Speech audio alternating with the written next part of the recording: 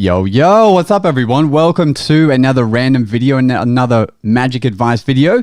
My name is Josh Norbito, the Illusionist. If you haven't met me before, I'm not a professional speaker, professional magician for over 7 years. And I'm here to give you some advice on topics that we all go through at one point or another. And I just want to help make that a little bit easier for you. Now, to make things super clear, I have a video ready to go, and this is going to show you a direct example of a time where magic has not gone in my favor and how I recovered from it. So first I want to roll that, and then we'll go through the actual steps of how you can recover from it as well. So I want to dive straight into this. This is so you can get as much juice out of this as you can, and not be worried to go out there and try the magic that you want to perform. Because that is the thing that stops a lot of people from being confident to go out there and perform to the real world, because they don't know how they will deal with something not going as well as they want it to. So I'm going to show you that does literally not matter at all. And we're going to dive into this video and I'll walk you through it right now. Here we go. That should be good. Let's try this, son. Now, I'll just preface this. So this is at Eat Street Markets, a venue that I've done lots of different street magic videos at. And I'm about to hand him a deck of cards that he's supposed to hold in a fan. And then I take a photo of that fan. But watch what happens. Take a picture. Now, can you just hold your hands like this, and hold it forward. So you're going to hold on to this deck and kind of clamp hard enough that it will stay. So right now, I am super nervous. I'm like, oh, holy crap, what do I do now? And you can actually see my face going like, oh, we'll keep going. That's cool. We'll just work with this. And you even hear the girl say like, oh, is that on purpose? So funny, man. That's so funny. So they know something went wrong, right? They're aware. One smile. It's all good. I got it back up. But just remember. Now, what I'm showing you is like the worst time something is stuffed up, because these days, the effects that I'm really comfortable with and I've worked on a lot, when they go wrong, it does not matter at all. And I completely flow through it. You would not even know something went wrong. So what I've done is found the best example of when I've not quite known what to do yet when this went wrong. Because this was the first time this had happened where the cards have shot out. And you see me work through it live, which is why we're showing you this. So I'll keep going. Moment where they're all jumbled up, mixed around, everything like that, okay? Okay. So right now I'm still continuing the effect as normal, but I don't quite know how I'm going to end it. If it goes wrong because we lost some, I have a backup plan as well. I'll just say that, okay? So what I've first realized is in my back pocket, I have another deck of cards. So I could use it as a different outcome if I need to. So this is me just bringing it out onto the table just in case. So that way I can say, hey, remember I said I have another deck of cards? And then I could have their card from the blue backed deck appear in a magical way if I need to. So I still don't know where it's going yet, but I'm kind of working it out as we go. So that's amazing. If now, without touching these cards again, I could make just your card turn back the right way, would that be great? Yeah. Especially now that we lost some, right? Yeah, that would be great, but I can't do that. Okay, so, all right. So that I know which card to leave facing the right way, tell us, for the first time, what was the card that you picked? I forgot it. You forgot it. So they've just said the card is the Joker, and that is one of the cards that flew away. So I know now it's not going to work. But watch what happens. I don't say, oh, it's not going to work. I just keep moving forward. A Joker, are you sure?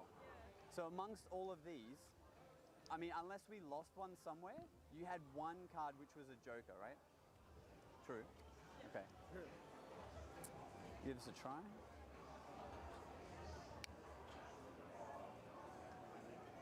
Now, what I've done is I know it's not going to work, but in that moment of asking them, I got the Joker. I found the Joker in the stack and got it ready to use it for a magical ending.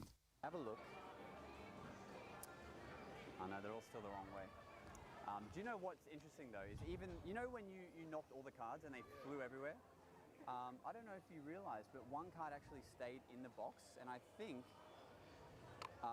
that is Mate, that's fucking cool. That's cool. Wow. So you can see them reacting, and they have seen a magical ending. It's not the ending that I had intended, but I've still made their card and gone along with the fact that they had all the cards fly everywhere, and I've found a way to that to make sense, to have their card appear. You know, it doesn't bring it. It doesn't make complete logical sense that it would then end up in the box, but it's still a magical ending. So I haven't failed or given up yet, but I keep going. Pick up some chicks, man. One click of your fingers. There you go. That is funny, man. Now, really quickly, if we were to try and... So now the reason that you're seeing this next bit is I took a photo in the beginning, and I don't want that to go to waste. So now I'm going to use that as a callback.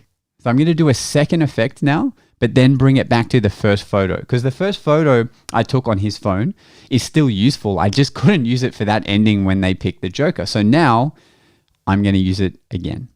Yeah, if we try to repeat it, just super quick. If I go like this, just say stop whenever you want, okay? Stop. Right here? Oh, I can see that card. We'll go a bit further. Say stop again. Stop.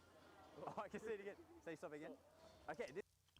So I'm trying to get him to stop at a card, but because the deck is still mixed up face up and face down, I keep stopping on a card that's face up and I can see it. So I didn't think that that would happen twice in a row. So we went for a third time, but that just kind of, I feel like, shows the authenticity of what we're trying to do. Like, I genuinely, in his eyes, don't know where he's stopping. So we need to stop in a place where the card is face down, and we finally get it. So not this one, but the next one.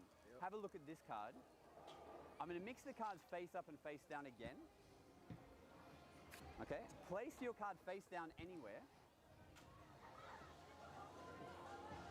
Okay. And now, without dropping any cards, if now I can get them all to go back the right way, except your card, that would be that would bring things full circle, right? Yeah. Okay. Actually, you know what? To make it better, I'll do this not with the deck, but with the virtual deck. We'll create that optical illusion we talked about. You know how I took a photo of you holding some mixed up cards? Yeah. And that was before you even picked whatever card this was. So let me try that. So let me first try and read your mind for a second. Six of diamonds? Yeah. Six of diamonds? Okay. Let's try and only make the six of diamonds visible in this deck. I think that's it. Open up your phone, have a look at the last photo that we took, and hopefully only the six of diamonds is facing the camera. So this is the effect I wanted to do in the beginning, but it took a second round to get it. Woo! That was cool. All right. You need to go to Yeah, that's insane. Hollywood Boulevard, man, doing this shit, because there's heaps of doing this shit along there, and they cannot do the shit you're doing. Hey, I've been there a couple times, and this shit is cool. So it changed from, you know, had I been a little bit more less experienced and I'd just given up, to him now saying, oh, that was really cool. You should be there in Hollywood Boulevard. You know what I'm saying? So let me just take this off. So the idea of it was that I didn't want to give up, and using the skills of just what I've gone through in the last, 9 years doing magic, I was able to still bring it full circle, still make an effect out of it. So there's really easy ways to accomplish this. And for me, these are the main steps that you can do super easily. And here they are. So the first thing to realize is that people don't know how the effect is going to end. They don't know where it's going. They don't know what you're about to do. So you can really go anywhere with it. As magicians, we know what a plot is meant to look like, or maybe if a magician has watched you perform a lot. But for the most part, they don't know where it's going. And if you don't take yourself too seriously, you can really take an effect in many different places, especially if you're in the moment and you're going off what people are saying, if you're doing conversational magic, which is what I talked about in the last advice video. So they don't know where you're going with it. So feel free to just, first of all, not freak out and just figure out how you're going to work through it. A lot of times when I'm doing card magic, I'll actually begin with an effect that doesn't work, and then I seemingly fix it via magic. So in some ways that even conditions them to know that if something goes wrong, it's not the end, and it's going to become even more of a stronger effect in the end. So don't worry that they're going to know that the last coin didn't go across. You know, maybe instead of the last coin going across to their hand because they're being super careful or they keep looking at the coins, the last coin could appear behind their ear or under a cup, as an example. The next thing is practice in a low risk situation. So these routines, there's a difference between practicing in your room to then practicing for real people. And when you're practicing for real people, that's normally when the stuff goes wrong, right? Because you've got that layer of nerves, that energy going through, the adrenaline. And that's when things can go a little bit weird. So that's where you need to practice. But you don't want to practice in a high stress situation, like for an event where you're being paid or people that you really want to impress are watching. So that's when places like the venue you just saw me performing at, Eat Streets, is really great because I'm there not being paid. I'm there with Jason, who is being paid as a magician, but I'm just going there secondary to make content, but just to have fun. And that particular effect that I was doing, while I have learnt how to do it for a long time, it's not in my A set, like my number one set that I perform to people. So it's still not 100% proof. I don't know exactly what I would do if it was to not work, which I'm so glad that happened in that moment because I was able to now learn what I would do in that moment if for whatever reason it didn't work. So having that scenario is a really great way to make sure that you can practice without being super nervous and things can be kind of okay if they don't go so well. Now, a great example of that is I was on Australia's Got Talent in 2019. If you're on my YouTube channel, you can just search, if you're on YouTube, you can just search Josh Norbito AGT and you'll find it. And in that routine, I do, to find the second playing card, I shoot the card in the air. And you know what? Speaking of pressure, I might even try it for you. So we'll see how we go. I haven't warmed this up, but let's give it a try. Okay, so to find the second card, I do that. I'm just going to give myself a little applause there because that was first go. Thank you, everyone. Thank you to the many millions watching. So basically, I'm doing that live on stage for 3 judges with with like 4 cameras on me, and I know that if I drop that card, they're definitely going to use that stuff up in the edit. So that is like the epitome of stress, right? A high risk stress situation. But I knew that I was going to audition, a couple of months in advance. So what I did, now I was already pretty efficient with that move, but I started practicing it, at least 100 times per day so that every type of way that catching that card could go wrong, I would be prepared for. And when I started to realize the different things that could happen, I planned for it in my routine. So there's actually a track that you don't hear on the show because they edit it out, but there's a dance track, a drum percussion track that I'm moving to. And I've added in an extra count of 8 drum hits so that if I don't catch it, I can go into this other move, which brings me to the floor and I can pick up the card as if that was part of the choreography. So that way it really reduces my stress. But also after doing it 100 times a day, that's 700 times a week, you become so comfortable with it that I really became one with the card. Like I could just sense if it was going to work. I knew where to move my head if it went a little bit to the side. It's really hard to explain, but the more you practice it, it just becomes second nature and it's almost like a part of you. However, when I actually went to do it on stage, the one thing that I couldn't plan for ever happening happened. The one out of the thousands of rehearsals I did with that move, this one thing had never happened that happened live on stage. And that is that when I went to shoot the card, instead of shooting that one card, I accidentally did this and shot 2 cards. So the spectator's card was here, but I accidentally shot 2 cards at once.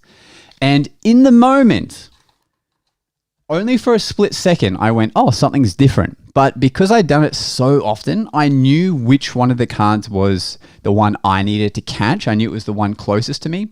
So if you watch it in the video, I still catch their card, but you see one fall down. A lot of magicians hit me up afterwards being like, oh, what happened there? How come two? I've never seen anyone like catch a card and have a spare one fall down, because they stayed together. So in any other situation, that would be such a nerve-wracking, pants-pooping moment. But I just went through it and kept going, because I knew if I could get that card shot on camera, it would give me a little ounce of respect, I think, from the magic community that I had the balls to attempt that move, because it can so easily have a gust of wind or aircon and it just change, or the way you flick it, it goes sideways. It's so easy to get wrong. But because I just practiced it so much, I made sure that I didn't stuff it up, So that moves perfectly into this next point, which is you need to practice something until you get it right? That means you know how to do it now.